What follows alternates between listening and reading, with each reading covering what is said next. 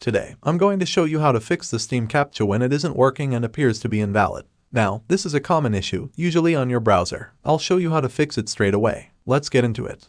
The first thing you want to do is open up your browser. If you're facing the issue on your current browser, try switching to another one. For example, if you're using Firefox, switch to Google Chrome. If that doesn't work, try switching your network connection, as sometimes it's a network issue.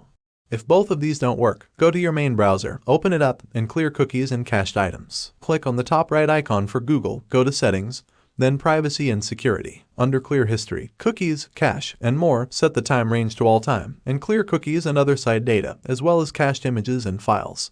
If the issue persists, ensure that the language on your Steam profile matches your location. If you're from the Netherlands, set it to Dutch or English for the UK. Sometimes, a VPN or proxy server might block access to Steam. Turn off your VPN and try again. If the issue is from your PC, go to Storage Settings and do a cleanup. Click Temporary Files and delete unnecessary files, but be cautious with important downloads. Delete thumbnails, selected files that are recommended in temporary internet files. Double-check the selected files before deleting, as they will be permanently removed.